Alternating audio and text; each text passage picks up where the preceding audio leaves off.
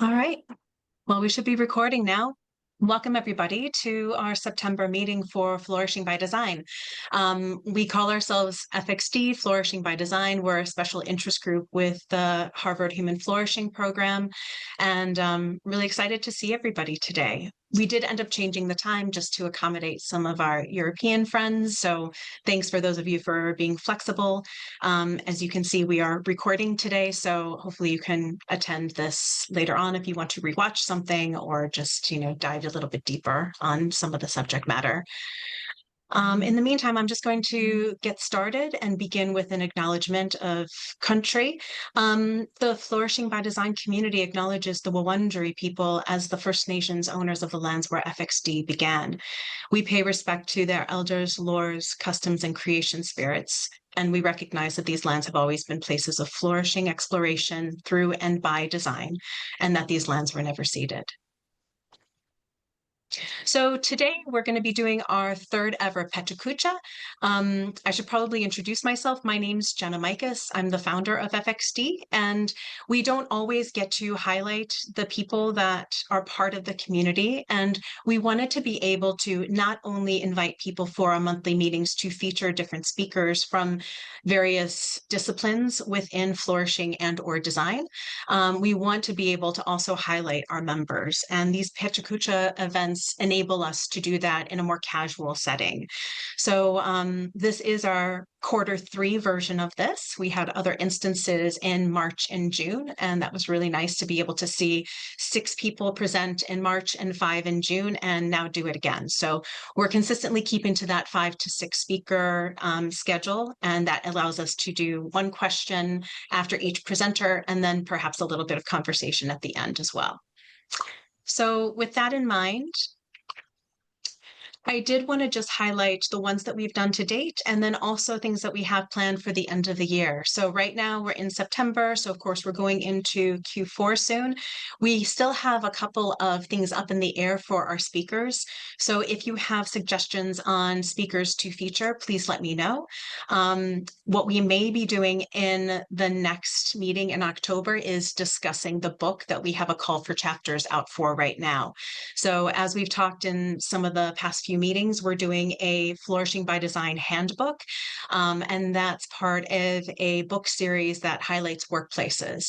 And so because we like to interrogate some of the more interesting aspects of edge design, we are looking at a handbook on flourishing by design to look at unconventional contexts of work.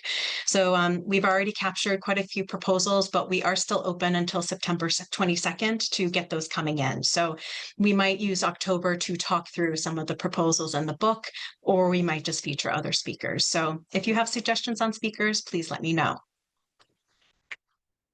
So today we have 5 different speakers. Really excited to be able to feature a variety of people, primarily across Europe today and Australia. So this will be fun to be able to talk to and hear what different people are working on. And without getting too into details and introducing everybody myself, I might just leave that up to the speakers themselves. So we are going to begin with 𝐐𝐤-𝐤, and with that in mind, I'm going to go ahead and stop sharing my screen so 𝐐𝐤-𝐤 can go ahead and begin. Thank you. Thank you so much for having me here. It's really nice opportunity to talk about what I work with. I'm an architect, and I'm from Poland, but I've lived in Sweden for 14 years now. So I live in Sweden, in a very small city, 2 hours drive from Stockholm. And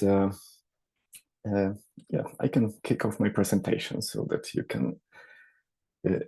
you will know more about what I am working with. But I work at a quite large architectural office in Sweden that's called Tengbom. It's actually one of the largest architectural offices here, but I also drive a small consultancy, exploratory consultancy called Space Around. Could you please just confirm that you can see my screen? Yes, just go into presentation mode and you're good. Yes, right away. So I will be talking about architecture beyond neuroarchitecture. or actually I should have called it architecture beyond one discipline, because it's not about diminishing any discipline. Neuroarchitecture and neuroscience is obviously very important, and it gives very important insights to us architects and for the designers, but sometimes it leads to a kind of style, we could say, and it's not to criticize a design like this, but we can see a design like this more and more often. And I thought, what could happen if we reflected some more? Because each place, like home, school, or city, or a workplace, has its own set of emotional settings and motivations where people operate in different emotional systems, like belonging, mastery. It's so different. Like, for example, a home, it's not just about being stress-free and removing stressors. It's a place where you build belonging. It's about culture. It's about traditions. It's about social connections. And design should support all of those meanings, not only being stress-free. Or a workplace, if we take a look at this picture with my kids and imagine that it was their workplace, what motivates them here? It's also learning, creativity, some kind of achievement. So there is no universal formula, and context always matters. For example, if we look at those different designs, they come from various approaches, like evolutionary knowledge, neuroscience, of course, also salutogenesis, phenomenology, and bottom-up processes like workshopping with people. So I asked myself, could we architects work with all of this, like have a multi-lens toolkit and have insights from both meaning, motivation, instincts, and mythology, and neuroarchitectural cues. So this question grew in me when I was a fellow at the CCD last year, the Center for Conscious Design. And my question was exploring different approaches and collecting data and its use to enhance well-being. So my explorations were about at least two disciplines. For example, choreography and neuroscience. Could design based on choreography and how our bodies move in spaces lead to better architecture using the body's built-in evolutionary knowledge? Then we took a step further with two of my colleagues, choreographer and artist, and we mapped sensory motor patterns like rising, climbing, and being supported during the Conscious Cities Festival, and translated those experiences directly into space. We kind of ask, how can form express what bodies know? Then I wrote an article about salutogenesis and sociology of Swedish cities. So it was about comprehensibility, manageability, and meaningfulness in the context of societal and health challenges in Sweden. And then together with Natalia Olszewska, neuroscientist, we wrote an article about, which was an exploration about children's environments, about enriched environments. So an insight from neuroscience, but also taking into consideration emotional needs of the kids. So result for me is that every discipline from arts to health can cross-check and enrich my work as an architect. And by experimenting and gathering data and reflecting, I could learn which elements can enrich the experience. So getting back to this neuro-architectural sofa, every space is unique. And so good design isn't just calming, it should be intentional. It should invite the state of mind and experience. Take this building as an example, a library by Lewis Kahn. It has no plants or no green sofas, but it carries some kind of deep meaning, and it resonates with human emotions and with human motivation. So rather than starting with a fixed solution, we could begin with bottom-up process workshop and ask people about their needs in particular place beyond comfort and map their real experience. And if we worked with a table, for example, where we had all of those disciplines together, one of the columns could be data from bottom-up dialogue, and the rest of the columns could be, for example, insights from public health, art, neuroscience, ancient instincts, and so on. So this is just an example of an office design I've been working on a year ago, where I've mapped insights from various disciplines, and then you could use it as you can translate it to layout and other choices. And this way, an atmosphere is achieved through constant tuning, not by applying formulas, and dialogue and mixing knowledge and context-driven adjustments. So I think that this kind of layered evidence-based design can deliver richer and more resonant environments. And it encourages also both creativity in an architect like me, but also necessary interdisciplinary collaboration, which I always advocate for. And final note, why I am a member of Flourishing by Design. For me, it's about learning, interacting, sharing, collaborating. Yeah, I think that architecture is both art and science and craft together. And I'm open to exploring all that to get closer to places where people can flourish. Thank you.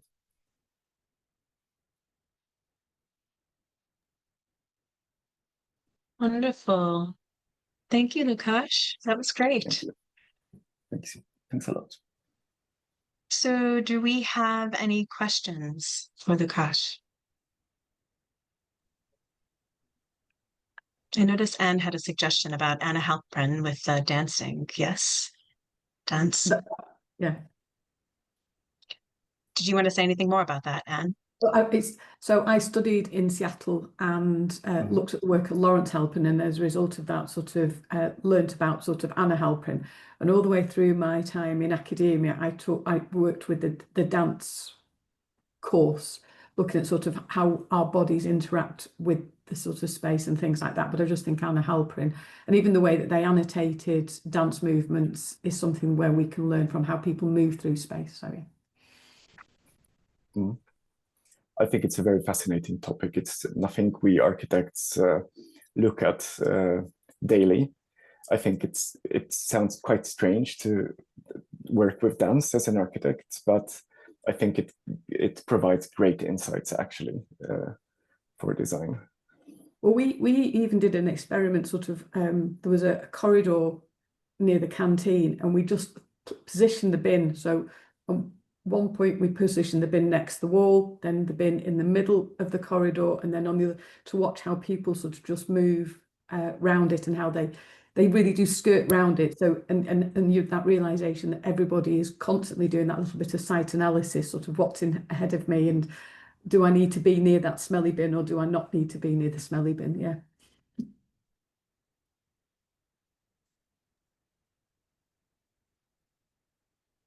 Are there any other questions? I was just going to mention one thing.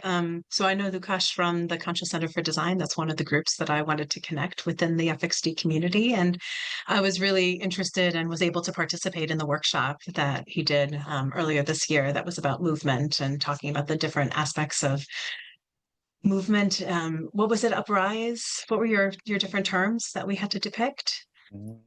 Rising, being born, and supporting. Actually, we tested 3 sensory motor patterns, and I took them actually from David Rutson's book, Tuning Architecture with Humans or People. I don't remember the title. And we've looked also at George Lakoff's books about metaphors. So this is kind of, yeah. it was interesting to take this very evolutionary lens in this exploration. Yeah, It we would be talked a nice little to- bit about, oh, sorry, go ahead. Would be nice to match it actually with neuroscience, I think, and see how brain responds, for example, to those kinds of movements and things like that. Yeah, well, that's actually something we're looking into now because I'm doing 𝐏𝐞𝐜𝐤 study. That's something I studied as a child. So it's about movement and music, and it's specifically to be able to use it as an interrogation praxis with different groups, especially people who might be nonverbal, or older adults who like to be able to move around and kind of just explore spaces differently. So really beautiful work. Thank you, Łukasz. Appreciate it. Thank you so much. Thank you. Okay, Chloe, you are next. You ready? Yep. Here we go. Okay.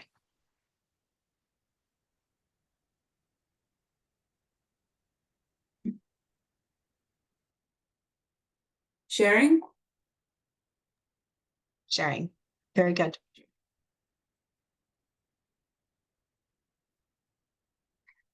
Hello everyone, my name is Chloe. I'm Australian and my background is in architecture. Currently I'm undertaking a PhD focusing on trauma-informed design with a specific focus on mental health care environments. Today's presentation looks to provide a general overview of trauma-informed design. Most commonly, trauma is understood as a single incident event which unresolved can lead to post-traumatic stress disorder. Complex trauma is cumulative, repetitive and interpersonally generated. It is considerably far less understood than single incident trauma, yet far more common. The past decade has seen increasing advocacy for trauma-informed approach to healthcare and social services. SAMHSA outlines 6 core principles for trauma-informed care: safety, trustworthiness and transparency, peer support, collaboration and mutuality, empowerment, voice and choice, and cultural, historical and gender awareness. The emerging field of trauma-informed design applies trauma-informed care principles to the built environment to promote safety, dignity, and healing. Initially developed for homelessness services, trauma-informed design has since extended to supported housing, correctional facilities, schools, and residential treatment centres. To build the evidence base for trauma-informed design, a 2022 scoping review examined trauma, housing, and design through a neuroscience lens and identified 3 core domains. Social connection was excluded for limited scientific alignment.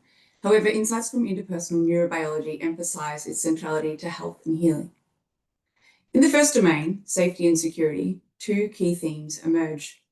Defensible environments in relation to protecting oneself and belongings, and environmental stresses in relation to both the building and the neighbourhood.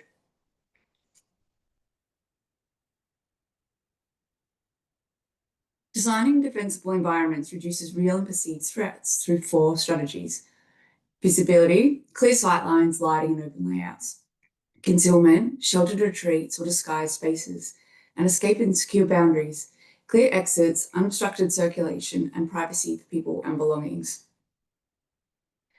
The second safety theme, environmental stresses, focuses on minimizing sensory triggers that can provoke trauma responses, such as noise, odors, visual clutter, and institutional aesthetics. Research also highlights that crowding and a lack of privacy contribute to distress and increased aggression. Perceived control, the belief in one's ability to influence outcomes, is vital to well-being. It reduces anxiety and fosters engagement and supports resilience. Trauma-informed design leverages this by embedding meaningful opportunities for control and choice. The domain of control encompasses 2 themes: self-reliance and territory. Self-reliance refers to how the environment enables or restricts independent daily activities. Key design elements include intuitive layouts, accessible features, adjustable elements, and customizable spaces. Supporting autonomy and spontaneity is widely recognized as beneficial to the therapeutic process. The second theme, territory, covers both personal and communal space. Control over personal space includes single occupancy rooms, built-in nooks, and control over light, temperature, and furnishings. Communal areas benefit from flexible layouts, movable furniture, and spatial zoning to manage interaction while maintaining connection. The third domain, enriched environment, stems from neuroscience and emphasizes sensory, cognitive, and social stimulation. Such settings enhance brain plasticity, learning, mood, and stress regulation. The 4 related TID themes are image, connection to nature, environmental diversity, and comfort. The first theme, image, concerns how a building's appearance aligns with personal and cultural expectations. Warm home-like environments, valuing comfort over institutional aesthetics, and featuring quality furnishings enhance a sense of dignity. Trauma-informed design emphasizes authenticity and discourages tokenism. Trauma-informed design emphasizes the value of connecting to nature, directly, indirectly, and abstractly. Access to outdoor spaces, natural views, and daylight have been linked to reduce stress, improve mood, and enhance recovery outcomes. The third theme, environmental diversity, refers to rich, varied sensory experiences. Natural settings such as gardens offer adaptable, immersive environments, while indoor diversity is created through varied materiality, spatial design, and sensory modulation. In TID, comfort extends beyond thermal comfort to include psychological, emotional, and social well-being. Spaces should help manage stress, offering outlets to the different fight, flight, freeze, and fawn responses. Environment adjustment, sensory modulation and filtration, and spaces to support movement are key. As established earlier, connection lies at the heart of health and healing. This domain encompasses inner embodied connection, relational connection, and intraplanetary connection as a greater whole.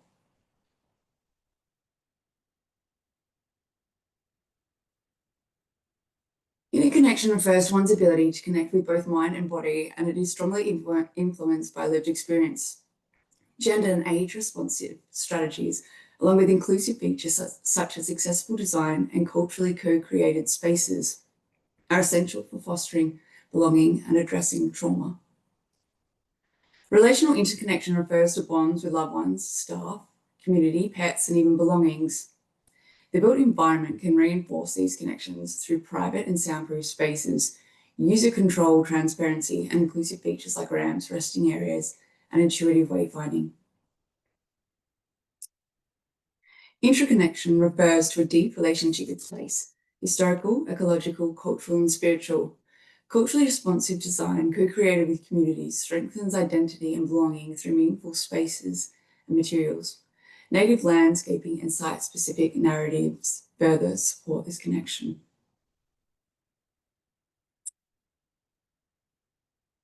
I think I suppose for me, like, it's been really interesting. Again, I think, so you look at bits of neuroscience come in, start to provide a bit of evidence, but then, like, we were talking about movement and the body before. And my sister's an OT and works with neurodivergent little kiddos, and OTs work a lot with the body, right? And a lot with space.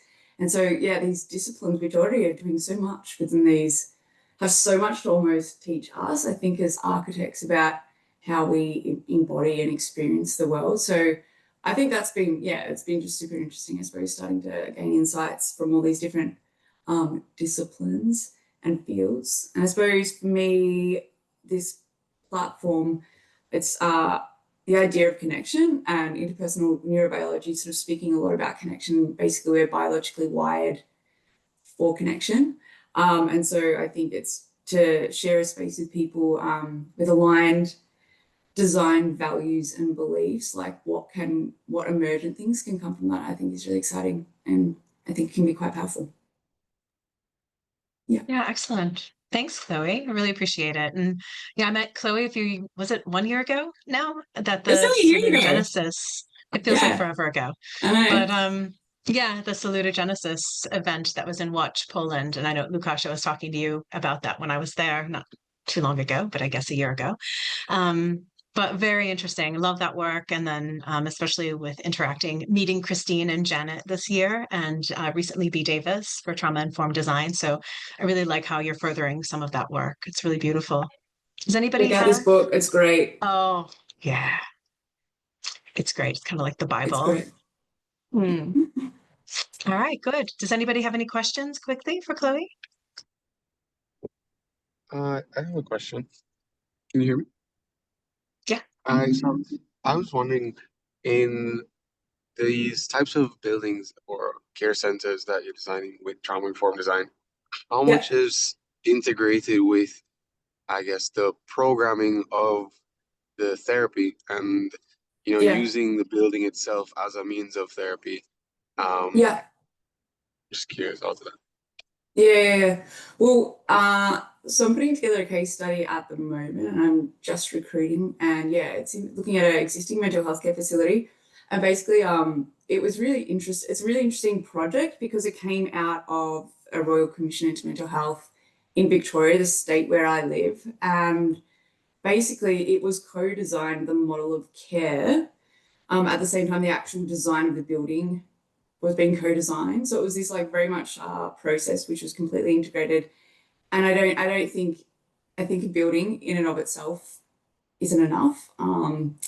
There's a woman that is looking at forensic mental health care facilities in the Netherlands, and she said one of the most amazing one she's visited was, it wasn't the most amazing building, but the model of care had this thing called relational security. So basically there was no security. And so I think, yeah, for trauma-informed design, you have to have a model of care that actually aligns and works with it. Yeah. I don't know if that answered your question. No, absolutely. Thank you. And great presentation, by the way. Thank you. All right. Thanks, Chloe, and thanks for the question, Tristan. Nice to see you here today. All right. Well done. We'll transition to Alexandros then. Hello, thank you very much, and thanks for the invitation. Let me just share the presentation. So, okay.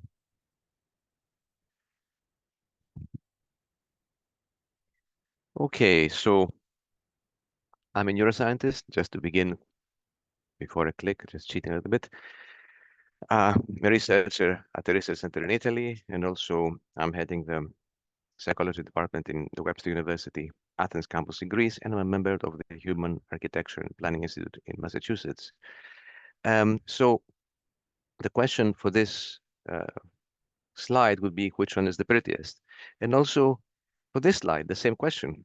I think for the apple, it's quite obvious. It's the one that's not rotten. Here is also quite obvious. Most people would argue that 𝐏𝐞𝐜𝐤 was pretty. Most people would be a bit afraid of the snake. Maybe the reason is, well, because there's something that in our brain that's hardwired to make us afraid of snakes. And peacocks find peacocks beautiful, and also people do. And babies tend to look at people's faces more if those faces are deemed attractive by other people. So that means that there is something that is pre-wired on us.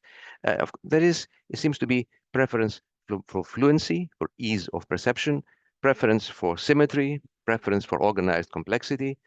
There is an evolutionary importance for beauty, food selection, mate selection, environment selection for survival. And this is seemingly at odds with Kant's idea of disinterested interest, but this is something that's probably too long to discuss here. So there is a function. Now, we know that natural environments can help with mood by reducing stress, improve concentration and working memory, self-perceived health, self-esteem, even reduction in crime behavior. There is something in the structure of these environments. Look at the tree. The tree is a fractal. It's an approximate fractal. You have self-repetition at various levels. And the same is true for a Persian carpet. And we like trees, and most people like Persian carpets. There's so much to see if you dive into them. These things are complicated, but they're not difficult to compute. They are actually very easy to compute. They use the brain network that is used for daydreaming, thinking about others, remembering the past, not the networks used for solving hard problems. So they are relaxing, although they are complicated. Now, biophilic architecture has been sort of reduced, I think, to the addition of plants, but that shouldn't be all. There should be presence of fractal structures, a hierarchy of scales, presence of local contrasts, and overall coherence. The Bosco Verticale is just an ugly building with green slapped on it. we have done work that shows that there is definite preference for certain type of fractal features in an image, even if they are evidently fake, as they are here, for example. This is a survey, and they're deliberately fake. Here, what I've done is I've changed the scaling order and the variety of the image. And the closer the images are to their natural state with different kinds of sizes of stones and plants and etc., the more people like them. And the further away they are from that, the more uniform they are, the less they like them. Here I went and planted Persian buildings in South Tyrol, or I planted some modernist buildings. And people not only found the Persian buildings, an old palace, more interesting and more beautiful, but even more familiar, which means that there's something in there that is deeper than style. This is visual attention simulation. I've taken the Duomo in Milan and simplified it to various degrees, and you see how this attention fades, initially following the outline, eventually replacing it with a box. Here is from St. Peter's Square in Rome. You can visual attention software can tell you a lot about where people think, look at. Of course, what they think when they look at it is another matter. But we have converging information about what that means. Here in Manchester, look at the visual attention coverage of the neoclassical building and the glass building. It's the neoclassical building and the cloud, and what they both share is this complement of features, which I call the geometry of nature, which were shared by all architectures pre-modern. This one doesn't share it in Boston. If you analyze it with this system, you can go closer and closer in, and for a while you have this widespread attention, and in the end it sort of diluted because there's nothing more to see if you go up close. The same we can see for the next building. Well, no, it's not a building. This is a mural in Shiraz in Iran on a building. The closer you go, the more you discover. We know this from experience with these kinds of patterns, and we can also see it with this kind of software. And as I said, this is easily processed. The same is true even for the geometrical fractals like this, which they don't exist in nature, but they are still easily processed. They fall under the same category, and you see which one is preferable to look at, which one is our eyes are drawn at. And we have some other results from actual eye tracking of federal buildings in the US. There was this poll where 70% of people, regardless of gender, ethnicity, political affiliation, preferred pre-modern architecture, and the bias, well, the weight of the eye tracking goes always to the pre-modern buildings for this reason. The other thing we have is a bias for face recognition. A house can look like a face and draw our attention, or a wooden kitchen spoon with like 2 dots and 1 line that reminds us of a face draws our attention more than a spoon that doesn't have these features. So there's a lot of pre-wired, so to speak, proclivity.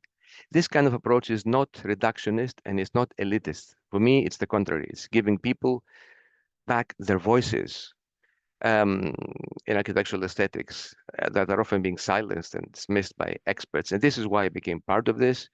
And the idea for me is that with a multidisciplinary approach, we can help not only just people find their voices again, but also discover what exactly is happening in our minds when we're looking at buildings and the built environment.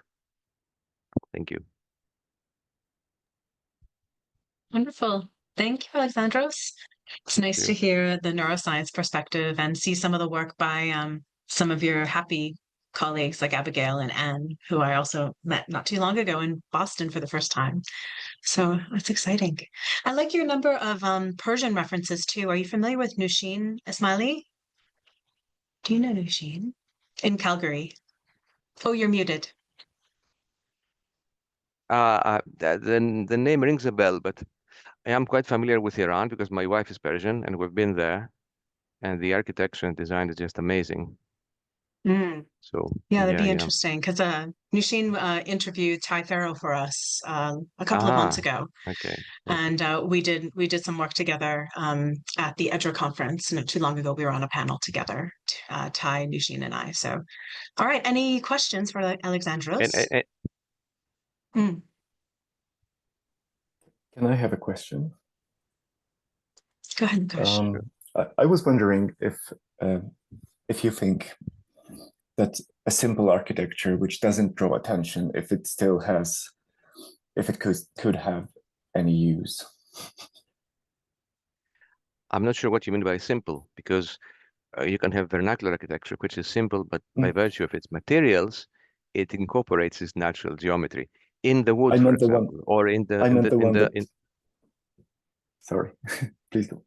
yeah. So things like that in the wood, in the tiles, and this, you see sometimes terraced houses in the UK that have no decoration at all, and yet they feel very homey, because of all these elements that I mentioned, the materials which incorporate these geometries, and also the scaling and the overall coherence. This is something you very rarely find in, I would say, in modern buildings, modernist buildings, very, very rarely. And sometimes it's sort of deliberate, because there's this idea that there's this false idea that people are drawn to some basic shapes. It's like there's nothing special about a line or a plane or a sphere or a cube. Actually, there is something special. All of them don't exist. None of them exist. These are the shapes that we're least likely to feel familiar with, because they don't exist in nature. A line is a mathematical approximation that helps us do our job and measure distance from here to there.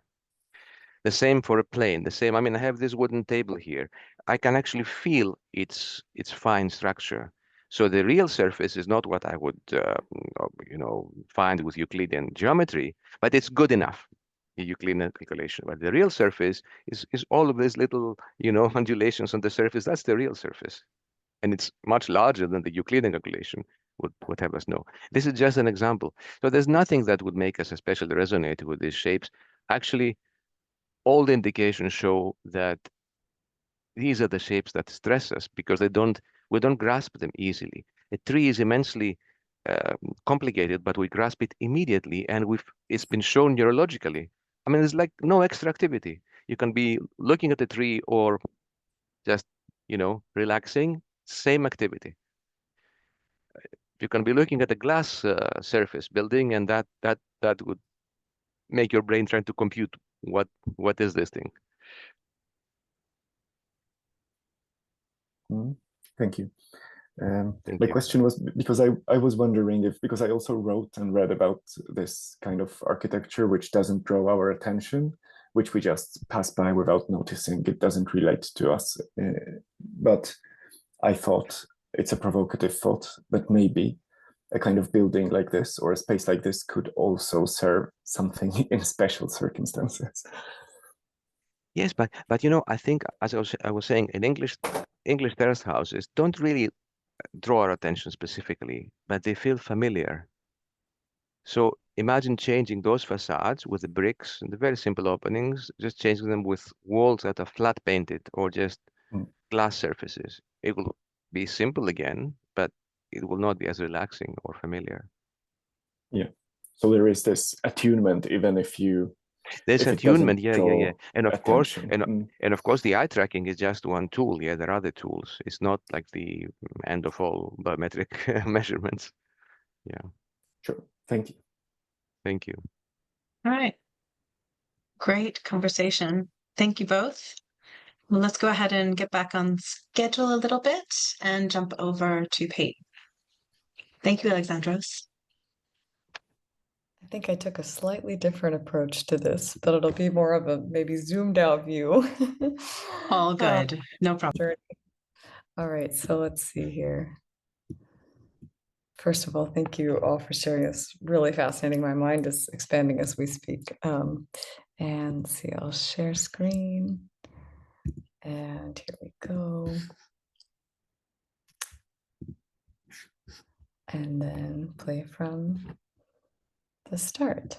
So hi everyone, my name is Peyton, and it's amazing timing for this because just yesterday I was listening to one of my favorite podcasts, and it talked all about how one of the secrets to happiness according to psychology is finding cohesion across your life accomplishments and crafting a story. So I'm really honored to have a chance to share this with you today. This pictured is 𝐐𝐤𝐜𝐤, where I grew up, and as I reflected on the formation of my values, I've realized how much my upbringing as a Marine Corps brat has had a deep influence both on my worldview and a service leader mindset. And my family's experience has also given me deep empathy as well as appreciation for the importance of mental health.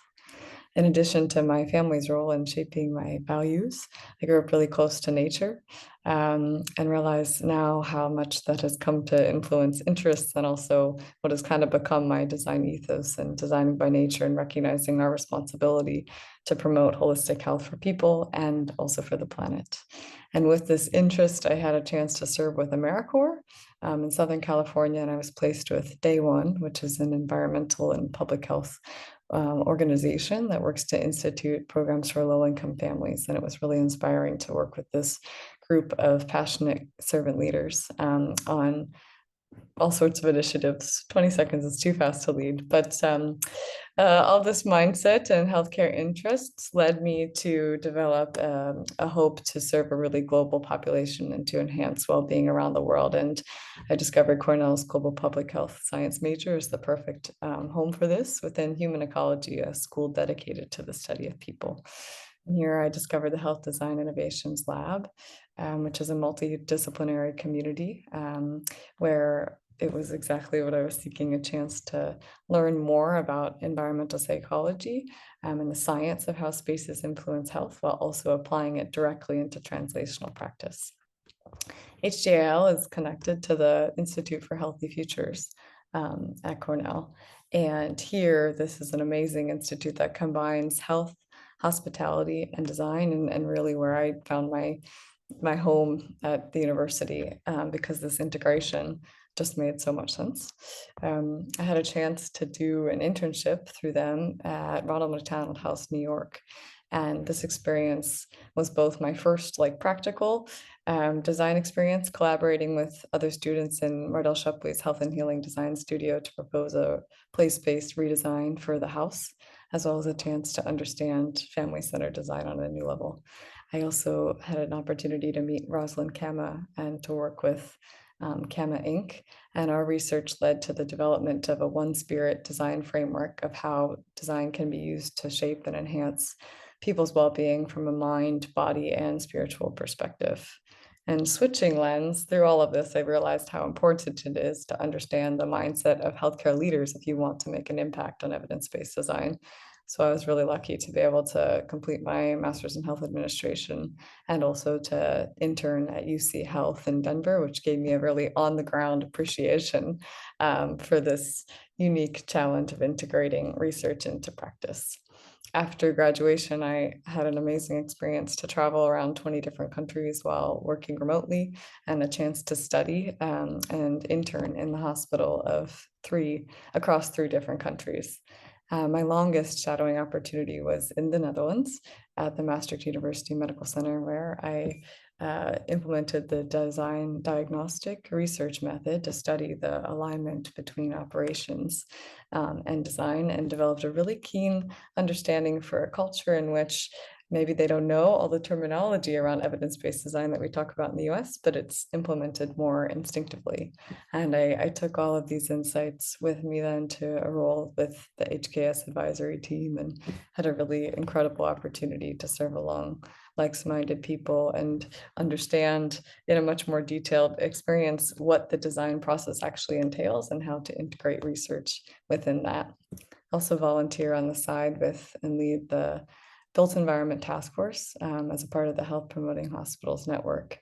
And through this work, we've developed and learned a lot about health promoting built design and what it takes to actually implement a design that can cater to the world's most vulnerable individuals. And through this collaboration, we at the 2024 conference in Hiroshima, hosted an empathetic design workshop, which was just fascinating to do with a group that spoke completely different languages, and nobody came from design, but amazing to see how design can be such a unifier, and people quickly opened up to participate in the conversation.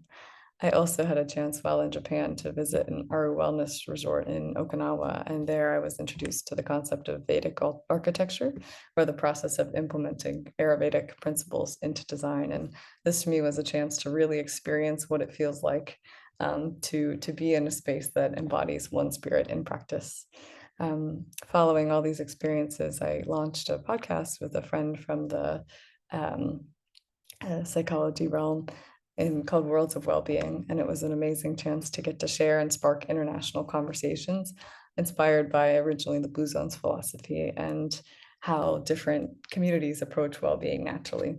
On the side, I am a passionate yoga practitioner, and over time was inspired by the peace and well-being that this brings me to become a certified instructor. And I now teach around the world, and this adds a really complementary lens to my design work, which I currently conduct alongside 𝐏𝐞𝐜𝐤 once again. And we're continuously refining the One Spirit framework, as well as our eudaimonic approach to design in a biophilic context, to look at how to help people entice, connect, engage, and then flourish in space. And it was through this work that 𝐐𝐮𝐢𝐤-𝐟𝐨𝐫𝐦 was introduced to Jenna, and then I was introduced also to Jenna in this amazing network. And it truly feels like an embodiment of my life's journey thus far, and it's a real pleasure and honor to be learning from all of you, and now collaborating on our collective mission to integrate all of our insights and promote flourishing through design around the world.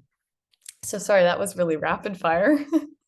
Somehow seems even more quick than when I practiced, but I'm happy to answer any questions about any of the things I talk through or concepts quickly. And I think this is a good lesson for me, and maybe a more focused PechaKucha in the future. But alas. Yeah, really good job. Very, very well done, Peyton. I know it's always difficult to do these things, but you touched on quite a few topics, which was exciting. And yeah, just being able to hear you speak on those is really nice. So yeah, we met a few different ways. Like you said, it was through 𝐿, and that was ironically where I did that work with 𝐿𝐿 and a variety of people. So met Roz there quickly. And then Peyton, I know that you're connected with 𝐏𝐞𝐜𝐤, and you know, she was the one who told me about 𝐿, and that's what led to my Belgium cooperation earlier this year. So yeah, it's nice to be able to have these communities all come together. Yeah, exactly. So any quick questions for Peyton? I know we're running tight on time. Make sure we give Anne enough time after. Okay. Yeah, I think maybe we'll chat more about flourishing and eudaimonic design and some of those explorations together sometime in the future. I think we'll have some more talks on that going forward. But yeah, really beautifully done. Thank you, Peyton. We're happy to have you. Thanks. Okay. Chloe, did you have a question? I'll tell you. Oh, did Chloe have a question? Because I hear you as well, and I find it, especially like Wait, sorry. Oh, I can't hear you super well. Sorry, can you hear me now? Yes, yeah. No, I just the idea of yoga and how much it teaches us about coming into ourselves and reconnecting with our bodies in an often very disconnected world. I love, and just wondering how that has almost like, have you learned more about the way you generally respond to the world and to environments through that kind of practice, where I suppose it is very much about learning to feel what's in you and all that sort of stuff. So yeah. Yeah, well, thank you for that. And I share this appreciation. I was thinking about that part when Lucas was presenting and speaking to different forums and the importance of movement and design's role in that earlier. And I think for me, yes, to your question, first and foremost, it's also clearly there's a lot going on in the world, and with the speed of my speech and the presentation, there's always a lot on my mind, and it's a nice chance, I think, in my experience, to slow down. And like you said, it forces you really to be in your body and to be in the one place and present in the experience. And some of those feelings I now am trying to bring with me the first time, or I notice that I'm bringing with me the first time I enter a space, or I'm observing a different design environment or group of people in a different way. And I think some of those skills with presence, but then also an understanding for the interconnectedness of all people, kind of in a more immediate example, coming back to what you said, Jenna, about the beauty of these synchronicities. I think all of this it helps me to zoom out and from a different lens really have an appreciation for all these connections. So thank you for your question. Would love to talk more about it. Also, just studying some of the studios that I've been lucky to practice in is great inspiration, because I find that a lot of yogis and people otherwise also have a really, I think, are impacted by space and then wish to create healing spaces for their communities. And so in a more practical sense, it has also provided a lot of inspiration. Yeah, Thank you. really nicely done. Yeah, there's a lot of that interwoven approach to how we interrogate the subject matter, it seems. So lovely to see a lot of us doing it in movement, whatever that means to us. All right, well, thanks, Peyton. We'll go ahead and get Anne on the books, and I'll remove the pins and then be able to focus on her and give her the floor. Yeah. Can you see that? Yes. That's right. I'm just going to. There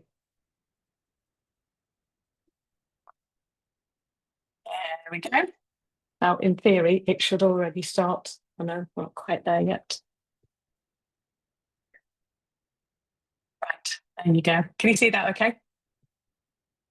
For you if you'd like to. Go on, you share for me, please. See, I told you I would Okay. mess it up. It's all good. This is why we have the backup plan. And I'm going to do it a little differently just because, like I said, my screen is slightly off. So we will see the other slides, but hopefully that'll work well enough. Can you see? Yeah. Okay. All right, go ahead. Super duper. Right. Good morning, afternoon, where everyone else is. My name's Anne Banner, and I'm based in the UK. I work as an architect, educator, and cooperative change maker. Truly believe in cooperation and cooperatives. And across these roles, one question drives me. How can spaces we design help people flourish? Design isn't just about objects or structures, it's about healing people. I'm also the founder and director of Healing Buildings, and our mission is to harmonise design with nature and serve communities. It isn't about individual projects, but making sure that we build fairer, healthier and community-led futures together.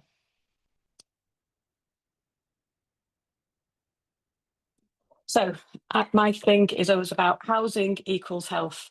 Cold, damp houses can cause depression or unsafe, shorten lives. We spend around 80 to 90% of our lives indoors, and about 65% of that time is at home.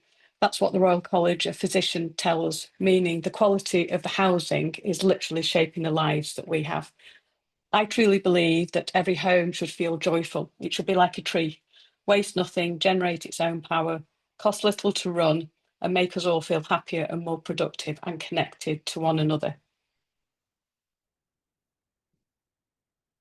So we are basically a plant with slightly more complex needs. The little screenshot was there from an Instagram post I saw, which basically says, don't forget to drink water and get some sunshine, which in here in the UK is why I'm sort of sitting here enjoying the little bit of sunshine we've got. Humans are the same. Our housing is the soil and our sunlight, and sick homes make people sick as well. In the UK, we have 26 million homes that need retrofitting, and we're at the point where if we spend too much time focusing on the retrofitting and reducing carbon, we will embed and bake in some of the new health problems. So we need to think about how we deal with that at this point to ensure that we're not applying more pressure to the NHS. I use the little acronym HEAL: healthy, happy, environmentally responsible, adaptable, affordable, and loving. So what's the solution? Well, a lot of us have talked about sort of how we look elsewhere. My thing as a doctor's daughter is to look at medicine and the NHS. what can we learn from them that we can apply in what we actually do in design? So it's looking at sort of John Dewey, the reflecting off what other professionals do, thinking doctors, nurses, and how can we learn from them and apply that to what we are doing. And one of the first things that I keep talking about is how we might think about triaging buildings. Thinking first, what is critical, what are the immediate hazards? Second, what's urgent but can be managed? And third, what can we stabilise and come back to at a later stage? So shifting that lens of design from creating new to better caring. This brings in a whole conversation as well around sort of dealing with what we already have. So first aid means stopping the bleeding, thinking about leaks, things like that. For homes, repairing the leaks, removing the damp, securing the wiring, improving the insulation. These aren't cosmetic upgrades, these are urgent health intervention and as vital as medicine. But there are other things we can learn from medicine. I've had to condense this. This is part of a much bigger sort of talk. Ethics, doctors in that conversation about promise to do no harm, question whether we as architects do that, how we educate, monitoring, we're not very good at that in architecture, more patient-centred practice, greater interdisciplinary teamwork, and if we applied these principles to design, we could treat homes better.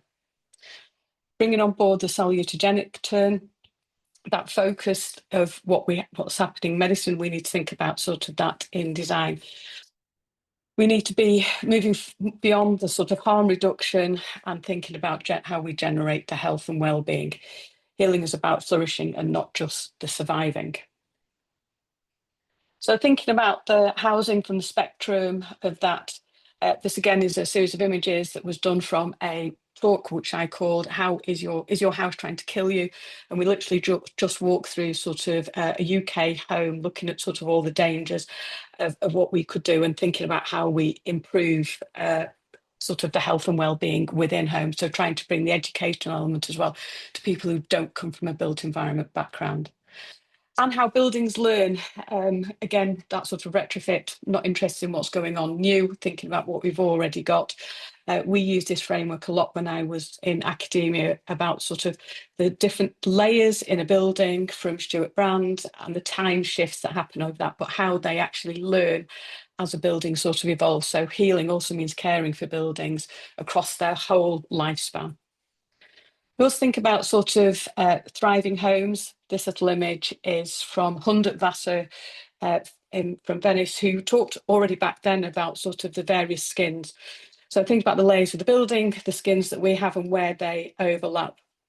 So healing means working in harmony across all our skins. So our skin ourselves, the clothes that we put on, and then the built environment that we wrap around it. But when we talk about healing homes, we're thinking at all levels. Ecologically, so restoring biodiversity and soul. Social, ensuring dignity and equity and affordability. Culturally, carrying memory, identity and belonging. So it's about weaving people, place and planet back together. Healing is also collective. As I mentioned right at the beginning, I truly believe in cooperative principles. Coming from the northwest of England, the cooperative movement started literally down the road from us. So this idea that communities are not passive patients, but they're active co-healers, thinking about residents, neighbours and makers who come together to shape, design and care for the homes. And those images are some of the workshops that we run. Paul Oliver reminded us that architecture isn't the preserve of a few. It's the idea that it's for everyone and by everyone. So true health is collective, not exclusive. The built environment must be democratised. We must educate people on how they use their buildings better. It's not for the sort of our space as the professionals to sort of just have that knowledge. We need to make sure that other people understand that. We also need to think about that health is made at home while hospitals are for repair. Nigel Crispin, but also from my dad, who, like I said, was a doctor. Put more bluntly, hospitals are full of sick people. You need to keep people at home as opposed to in the hospitals. And particularly the NHS in the UK, it's overwhelmed. Much of it, ill health that begins at home. We've just got doctors who are sending people out of hospitals back into unhealthy environments. Healing begins with basics though. So the idea of opening a building, Luftung, this idea in Germany about sort of how you bring things together. Opening a window, regulating humidity, letting fresh light in, thinking about viral loads, opening the window. That's my child's bedroom window. Occasionally, as a 16-year-old, I need to go in there to open the window. But so that's the prescription. To heal people, we must heal the homes that they are living in. Housing is health, and health begins at home. Together, through design, education, and community, we can reimagine homes that are places that heal, not home. Just letting design for flourishing futures where people thrive and places thrive as well. Thank you very much. Well done, Anne. Thank you. I hope I was Like my fairly cock-up. accurate with the progression. I'm sorry if I messed up the timing, but I tried to be good. That was fine. Very good. Any questions for Anne?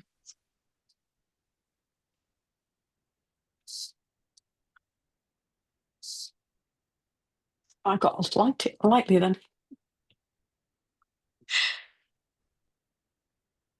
Ah, none. Okay, I'm surprised. I liked that you talked about Nigel Crisp. I know we had a quick email exchange about that, but I remember coming across his book a few years ago with one of those Salus events. I can't remember if it was the Healthy Cities or the healthcare one, but and that was the first time I heard somebody talk about eudaimonic design in the city sort of context. So we've had some conversations, Nigel and I, after that, and Jeremy Meyerson. So really love seeing that come to fruition, especially with that idea of health starts at home, because I don't think enough people value their home environments. And that's basically, I think, sort of our starting point, that as a recovering academic or as an educator, there's a huge educational element in teaching or educating people how to use their homes. So I'm a sailor and I know how my boat functions. I know how to set my sails so I can get the absolute best out of it. We need to get people to be as excited about that in their homes, about, thinking about, as the seasons change, which windows need to be open, which windows need to be closed, how to deal with sort of humidity in bathrooms, how to think about how they sort of clean spaces and things like that to ensure that they are creating as healthy environments as they can for themselves, as well as, for other people as well. Yeah, that's so interesting that you're a sailor, because I learned about adaptive comfort theory from Nick Baker of Cambridge. Yeah. And he's a sailor and he took me on his boat at one point. And very few people from the AA wanted to talk about occupants and occupant comfort theory, let alone activating that. So yeah, I think it's really beautiful that you explore that. So we should continue to chat. Well done. Lukasz, you have a question? Thank you. Do you want to speak to that? Oh, I just wrote a message to Anne in the chat, actually. But I think it's a fascinating... related to doctors.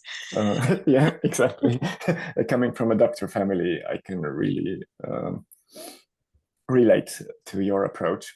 I was wondering about this topic a lot, actually, if architects can work with both the rigor and the responsibility of doctors, because it's a huge responsibility. And sometimes when we work with health, it's kind of, do I really have a mandate to do that? I ask myself a lot about that. So I'm not sure that we do have the mandate, but I do think we have, or we should have, the ability to listen to other people and other professions and understand sort of what and how they sort of experience places and spaces and what they've learned.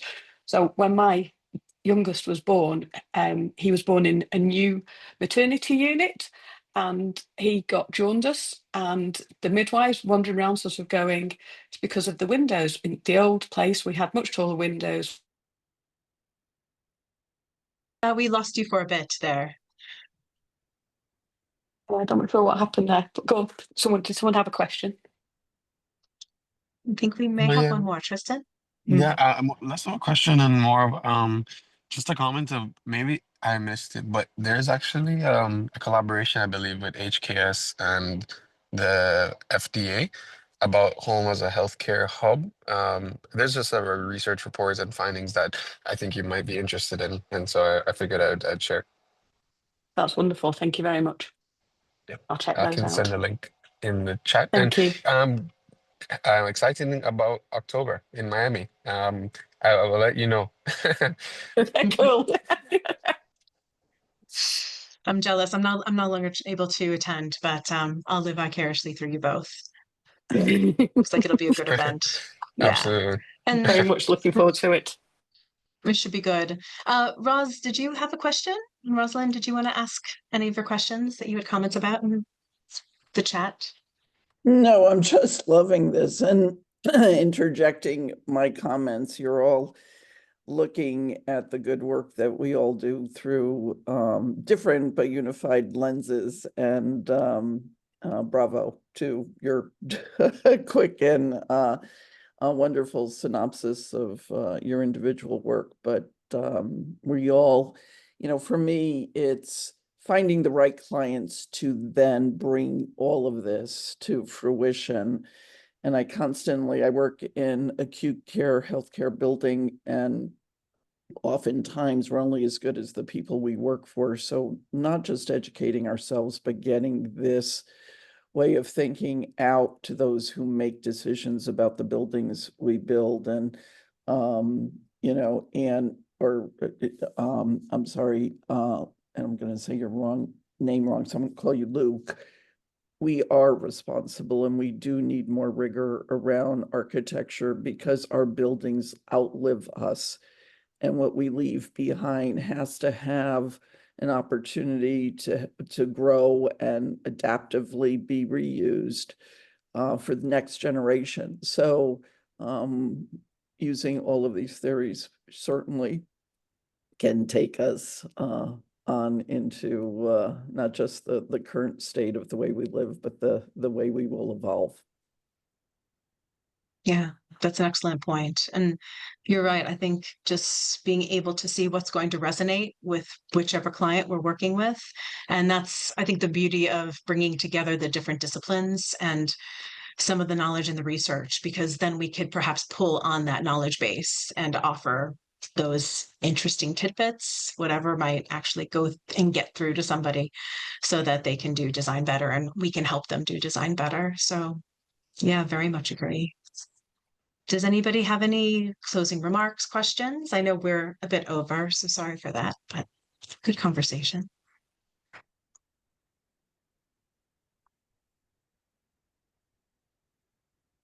No? All right. Well, thank you so much to our speakers today. Really loved being able to work with you and hear about your ideas before and then during the session. So thank you for that. That's fantastic. Yeah, we'll just plan for next time. And we'll see what happens, if it's going to be discussing the book or if we're going to have some different speakers. So please feel free to make some more suggestions, and then we'll continue to come together and figure out how we can activate some of the scholarship going forward. But lovely to see you all. Thanks for joining us today. Thank you. Thank you. Thank you. Bye. Thank you. Thank you. Thanks. Take care. Good to see you all. Bye. You too. Bye. Bye-bye.